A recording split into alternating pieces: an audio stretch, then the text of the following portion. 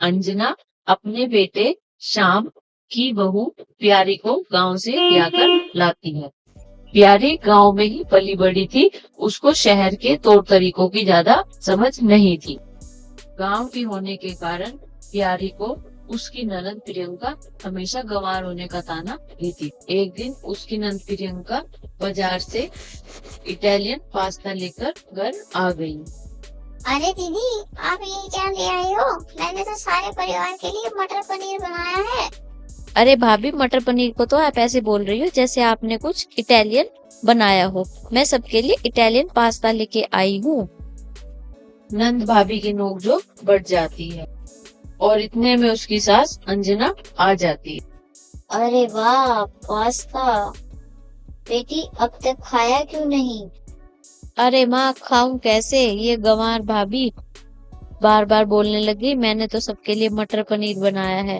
अरे अम्मा, आप ही बताइए, हम दीदी से पूछ ही तो रहे हैं कि आप क्या लेकर आई हो।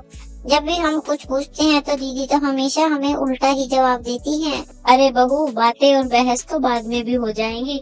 चलो, सामने पास्ता रखा हुआ है, इसे पहले खा लेते हैं। बहुत जोर से भूख लगी। इतना बोलकर अंजना अपनी बहू और बेटी के साथ बैठकर पास्ता खाने लगती है। अगले दिन प्यारी सबके लिए नाश्ते में सुबह पास्ता ही बना देती है। इस पर नंद प्रियंका बोलती है, अरे भाभी, आपको पास्ता इतना पसंद आया कि आपने नाश्ते में सुबह सुबह पास्ता ही मंगवा लिया। अरे जी, हमने ये मंगवाया नहीं, ये हमने खुद बनाया है। भाभी, आपको इसके इंग्रेडिएंट कैसे पता चले? अरे दीदी, हम देसी हैं और गंवार नहीं है। क्या आप हमें सारा दिन गंवार गंवार बोलती हो? हमारे अंदर दिमाग को कुछ है। अरे बहू, मानना पड़ेगा तुझे, तूने तो प्रियंका की बोलती बंद कर दी। प्रियंका की बोलती बंद हो जाती है। कुछ दिनों बाद अंजना की पड़ोसन रेनू उसके घर आती है। रेनू देखती है कि प्यारी की सास अंजना घर पर नहीं है। इस बात का फायदा उठाकर वो प्यारी से बोलती है, अरे बहू, तेरी सास तो अंजना घर पर नहीं है। उसने कुछ दिन पहले मुझसे कुछ पैसे लिए थे और मुझे बोला था कि आज के दिन वो मुझे पैसे दे देगी। आज मैं वो पैसे लेने आई तो तेरी सास अंजना घर पर है ही नहीं। अच्छा, अम्मा जी ने तो हमें कुछ ऐसा बताया ही नहीं, न हमारे आगे पैसों का कोई जिक्र किया उन्होंने। नहीं तो हम तुम्हारे पैसे दे देते। अरे बेटा, भूल गई होगी वो, तुम्हें सारी बात थोड़ी ना बताएगी। सास है वो तुम्हारी, बहू थोड़ी ना है। काकी, आपको अम्मा जी को कहकर आना चाहिए था। अब अम्मा जी तो घर पर है नहीं। जब तक वो आए आप उनका इंतजार कर लो। तब तक मैं आपके लिए चाय बनाकर लाती हूँ। मैं तो सोच रही थी अंजना अपनी बहू गवार को गांव से लेकर आई है, पर ये तो बड़ी ही चंट निकली। अरे बहू, हमें चाय नहीं पीनी, हमें बहुत जरूरी काम है पैसों का। आप तुम हमारे पैसे दे दो, जब तुम्हारी सास आएगी तुम मुझसे पूछ लेना। काकी, अगर आपको पैसों की इतनी जरूरत है तो हम आपको दे देते हैं, पर पहले हम अम्मा जी से फोन लगाकर पूछ लेते हैं। बहू, तुझे मेरी बातों पर शक है क्या? फोन लगाने की क्या जरूरत है? पर काकी, अम्मा जी से छुपाना भी तो सही बात नहीं है। अरे बहू, रहने दे, मैं तेरी सास से ही ले लूंगी। अंजना तो कोयले की खान में से हीरा निकाल कर लाई है। मैं तो सोच रही थी कि ये गवार है। ये देसी है पर गवार नहीं है, बहुत ही होशियार है ये। रेनू इतना बोलकर वहाँ से चली जाती है।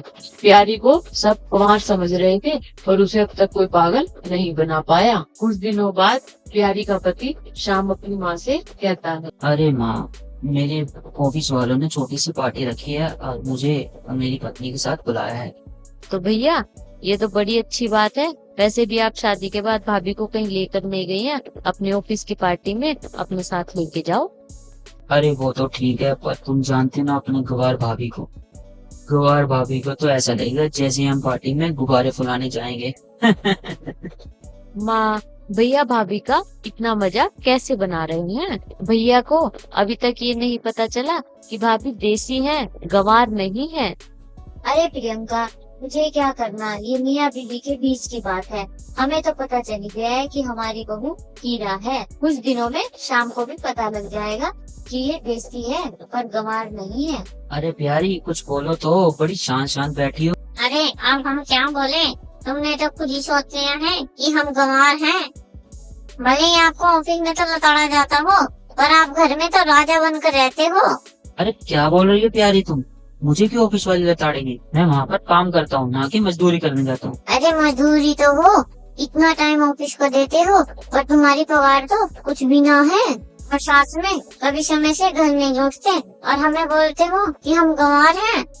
अरे इससे ज्यादा पैसे तो हम गांव की खेती करते थे तब कमा लेते थे। लो भाई, अब शाम को भी अकल तो आई गई होगी, मानना पड़ेगा मेरी देसी बहू को। सबका मुंह इसे बंद करवाना अच्छी तरह से आता है। अरे माँ, मेरा तो शांत रहना ही बेहतर है। प्यारी को लोग बेवकूफ और पागल समझते थे, उसने उन सबका मुंह बंद करवा दिया।